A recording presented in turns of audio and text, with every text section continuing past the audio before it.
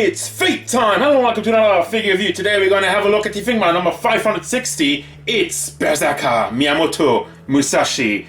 We had a look, well I had a look, a long time ago at the Miyamoto Musashi in the Saber version, which was a lot more traditional Japanese style. And this one is American, but seriously, it's Miyamoto in her second ascension form, the swimsuit, which has like a lot of stars and stripes, very fan service design, but still a cool look and a bunch of interesting looking accessories. So let's get her out of the box and have a look at the figure. Size of the figure, she also stands on her feet without the base, but obviously a little bit back heavy because of the weaponry in there. Stands at a little over 14 centimeters to the top of the hat, which means we are going up to this is almost 5.5 and a half inches tall. Size comparisons. Here's Jolter, the SH Figure Art Son Goku, NECA Michelangelo, figma Doomslayer, Musashi Miyamoto as the Saber class, and Darkseid. Overall look and detail, I like it. That's a bunch of fan service and stars and stripes. In America, first and foremost, the face sculpt. I mean, I love the eyes, there's a bunch of detail in it.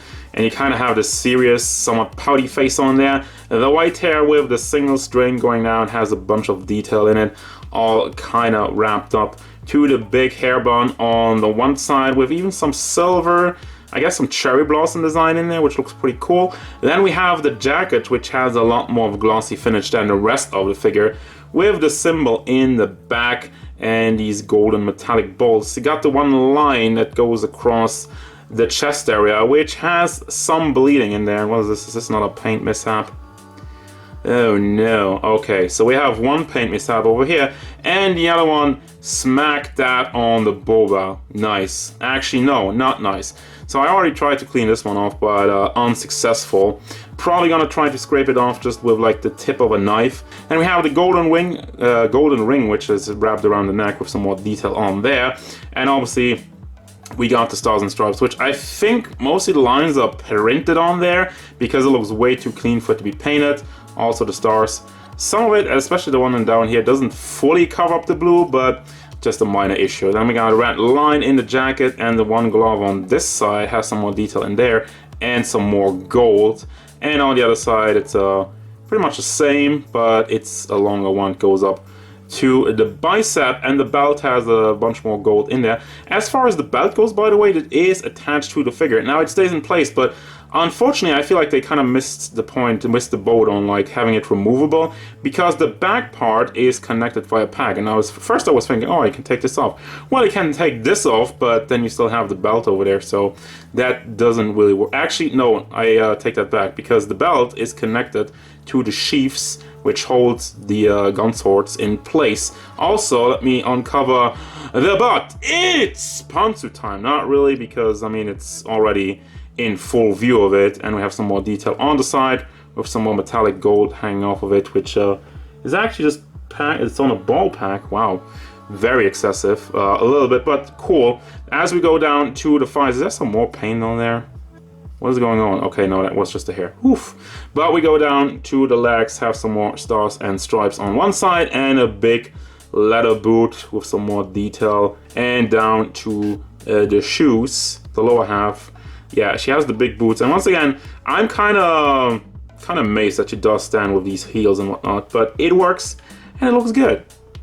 Now for the articulation, it's mostly standard stuff. The hat is on a ball hinge. It doesn't really move that far back, but it goes forward and does also tilt side to side and does go all the way around. Just be careful with the hair, don't break that off. It is a little bit soft-ish, and this one's kind of blocking me right now because the peg is not really moving with it. Then you have the jacket, which is wrapped around the torso, so it does move around with the ball that's in there, so you can shift that one back and forth as well. And also you have the big hinge to move the shoulder up and down, and can also be swiveled. Again, not very cooperative. It's fairly stiff in some parts, but that's good in the way of like it's sturdy enough and will hold the poses. Then we got the one ball hinge in the elbow and another small ball hinge in the hand, so we can bring that up and down, and also can be swiveled. Can you also swivel this one? The way it's molded in there, not too much, but I guess you have a little bit of motion. Now for the chest area, it goes forward goes to the back, leaves a little bit of an ugly gap, but also tilts side to side and goes, let me see, does it go all the way around? Let me go carefully. Yeah, with the big boba, still works. Then we had to go back to the holsters, the sheaths for the guns, which, as I mentioned, you have the ball hinge in there. It moves up and down, and you can rotate it a little bit around, but again, be careful with that kind of attachment of the belt so you don't break that off, but you can get a little bit out of the way. And I also like how it's molded over there. It's not connected to the belt via this short piece, so they kind of just molded it on there, so it lays on there, and even if you move it up, you can still have it lying on there.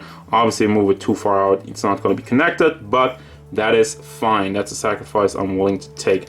The leg moves up fairly enough. The her thong is soft plastic, but not really thong, but you know, lower half of the swimsuit. Moves out to the side and moves to the back. Also, you can rotate it on the ball on the thigh, and you don't have a swivel on the stocking, or do you? Actually, you do. Very stiff once again, so I didn't even find that out up until now. And then you have a simple ball hinge in the knee and another ball hinge in the boot, which you can bring up and down and also pivot. And you can also rotate the ball hinge in there, although it might not work on this boot as well. Works on the other one, which I have to add the fact that you can also, this one is the upper part of the boot is floaty, so you can rotate that with the foot and keep the natural look of the figure. For your accessories, let me get the boring stuff out first. You get the base, which comes with every Figma ever. If you buy Figma, if you buy it new, it has this base. If you don't buy it new, it might not have the base because the people might keep it. Who knows? Then we have the Figma bag. Same thing, always included with every Figma, so you can store your accessories nice and tidy in there. Then you have the hands. We got 2 fist hands, 2 holding hands, and then one with the trigger hand, and then a lot more open hand. I guess this one's for the grail. Also, there's like this single extra hand with the chopsticks. Also, there's this tiny pack which is supposed to replace your wrist if that ever breaks off. And then for the face cups, you have like one winky face and one happy smiling face, which is beautiful, but she has the eyes closed. And I rarely use figures with the eyes closed because I love the eyes. Then we have the all-powerful Holy Grail, and is this the first time you get a Figma with a Holy Grail? Like, that's so weird to me. I don't remember any other Fate character that came with a Grail. And this one is filled up with rice, because that's what you want to do with your all-powerful wish-granting device, which you have to fight a tournament over. And you can take the rice out of it, though, if you just want the Grail, by the way. So we have that. This is a very unique piece for any Fate character.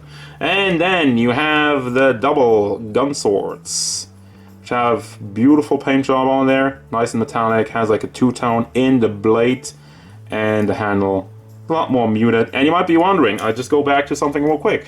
You do have these already in the figure, and it's sheathed, so you just have to pull this one out.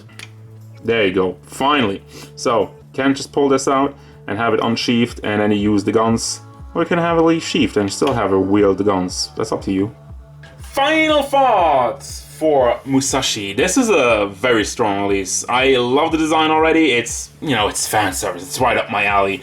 But it's not boring fan service because you have the cool jacket, you have a bunch of interesting detail, especially in the boots and whatnot, and the whole kind of stars and stripes vibes. It's something different. You know, we have, like, especially looking at the previous release that is, which had a lot more of a Japanese style, and then you have this.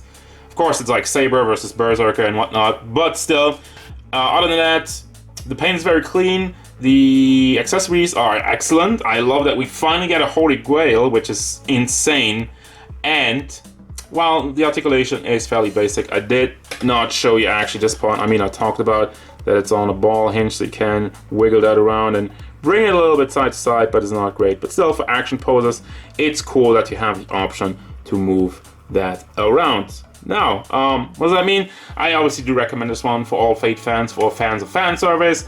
Again, it's a very strong release, and I think one you shouldn't miss out on, because I like it. That's gonna do it, guys. As usual, thank you very much for watching. Don't forget, if you enjoyed this review, hit it up with a like and subscribe to the channel so you can stay tuned for more figure reviews, card game stuff, and whatever Musashi Miyamoto wants.